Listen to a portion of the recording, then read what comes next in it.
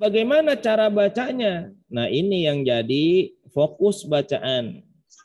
Sekali lagi, karena sifatnya adalah melihat, ya silakan diperhatikan. Silakan diperhatikan bagaimana cara bacanya. Nanti sesudah itu kita coba praktek gitu ya.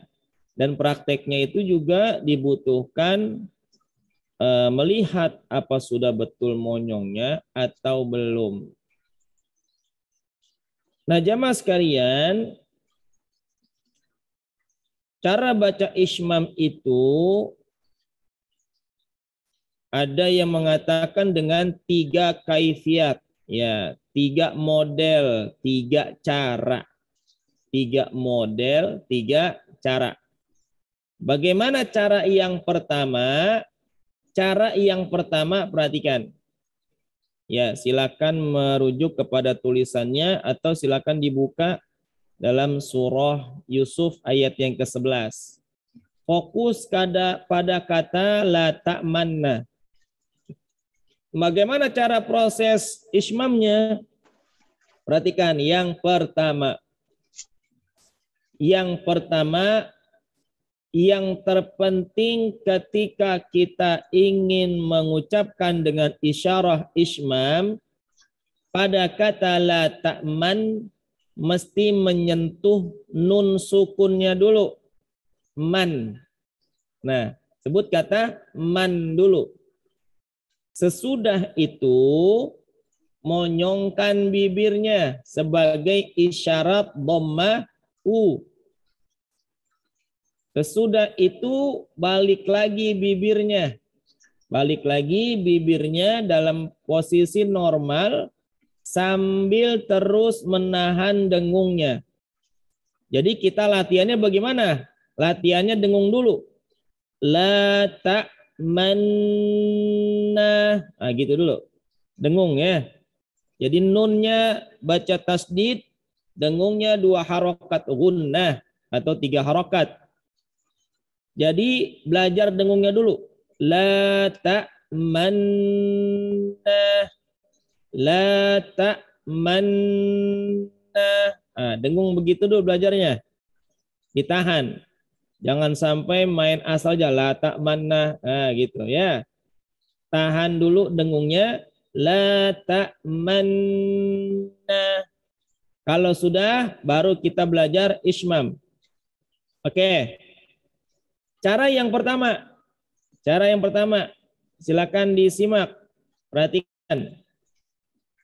Jadi, kapan monyongnya? Sesudah tersentuh bunyi nun sukun, man. Maka isyarahkan sesudah itu monyong sebentar, balik lagi. Sudah itu masih dalam proses dengung. La ta'manna. Sekali lagi perhatikan. Perhatiin ya. Jangan tidur. La ta'manna. Manna. Jadi dibagi sepertiga ya. Jadi kalau ada 90, 30, 30, 30. Pas tentu 30%, maka monyong. Manna. Nah gitu. Itu cara yang pertama. La ta'manna. Manna. Gitu. Cara yang kedua adalah kaifiatnya ditahan dengungnya. Sesudah itu kira-kira 30% yang di akhir baru monyong dan balik lagi. Contoh, la ta'manna, la ta'manna. Nah gitu. La ta'manna. Baik, itu cara yang kedua. Cara yang ketiga adalah dengan jalan hampir memonyongkan dalam proses gunnah. La ta'manna, la ta'manna, manna, man. manna. Nah, itu. Dan yang menjadi masyhur adalah cara yang ketiga. Jadi sentuhkan dulu bunyi N-nya, man. Man, sesudah itu monyong. Man, masih dengung, terus balik. Nah, manna, manna. Ya, makanya bahasanya kayak mencium. Mencium. Ya, cium. Ah, gitu kan? Ya, itu proses yang disebut dengan ismam. Ngerti kagak yang di radio?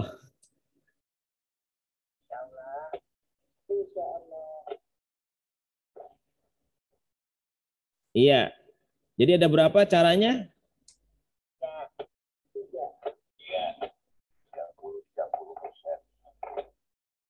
Iya, dibagi tiga. Nah, kaifiatnya ada tiga model caranya.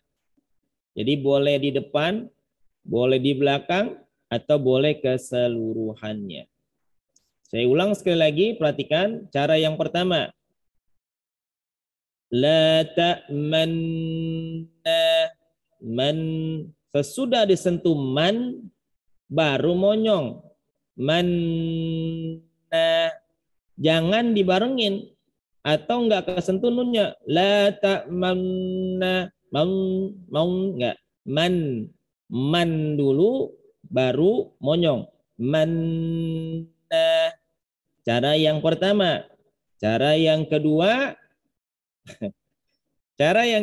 di akhir, tahan dulu dengungnya. La ta'manna, manna. Nah, itu cara yang kedua. Cara yang ketiga adalah dengan mengisyarahkan monyongnya sesudah tersentuh nun sukun man, maka dalam proses gunanya masih monyong.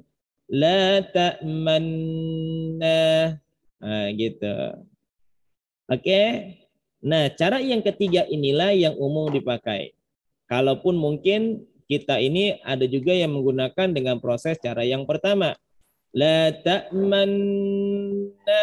Nah, jadi menahan gunanya masih rada lama di situ. Baik. Nah, mudah-mudahan bisa dipahami. Itu cara yang pertama yang disebut dengan ismam. Ismam pada kata la ta'manna dalam surah Yusuf ayat yang ke-11. Ada cara baca yang kedua. Ada cara baca yang kedua, yaitu dengan cara baca prosesnya ar-raum. Ar-raum. Atau dia mengatakan juga dengan ikhtilas, ya. Jadi ar-raum membaca sepertiga harokatnya. Jadi ikhtilas kayak dicepetin. Kenapa? Karena asal katanya la ta'man pakai monyong. Nah, itu aslinya adalah la ta'manuna.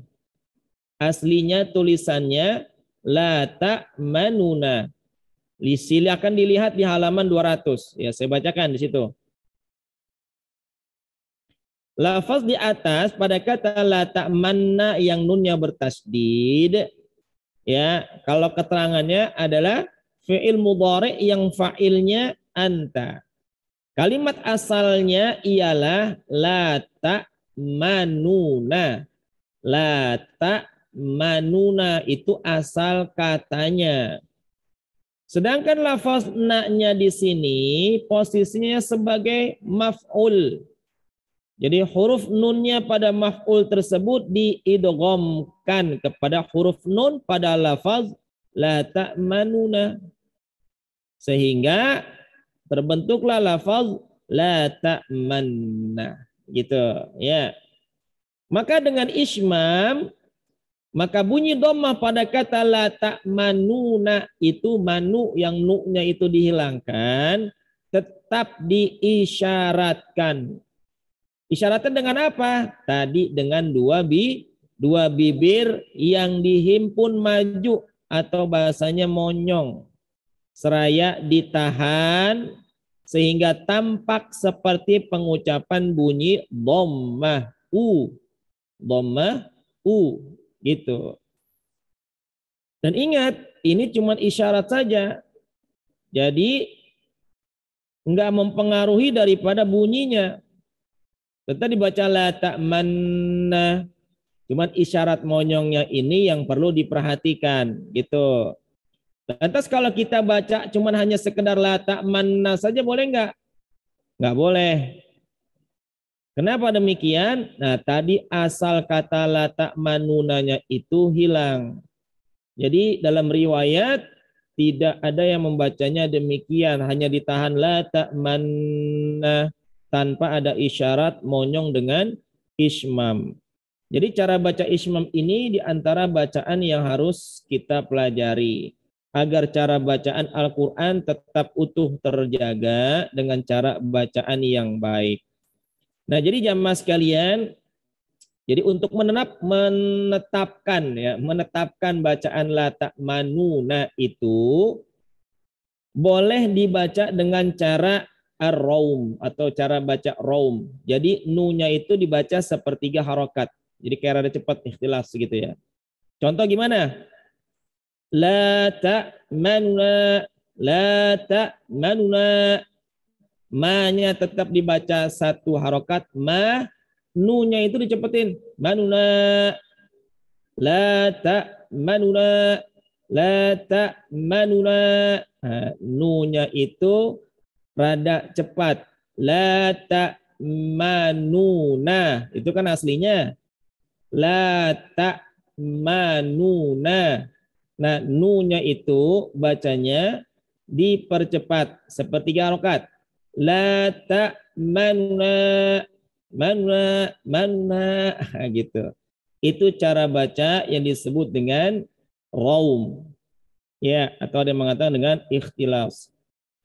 Boleh juga dilakukan yang kayak begitu. Pilihannya dua. Boleh dengan cara baca tadi yang disebut dengan ismam, isyarat monyong. Yang kedua, boleh dengan cara baca raum. Nu-nya dibaca sepertiga harokat atau rada cepat. Yang tidak juga diperkenankan, ma-nya ikut cepat. Enggak boleh juga. Contoh misalkan, la ta'manuna, la ta'manuna. Lah enggak, ma-nya tetap dibaca satu harokat. Nuna. Nah, jadi nu-nya itu yang cepat, ma-nya tetap stabil. La ta'manuna, la ta'manuna, manu. Nah, nu-nya itu yang isyarat dhammah, monyong, mencucu, apalagi bahasanya dah. Bahasanya masing-masing daerahnya dah. Pokoknya maju tuh bibir.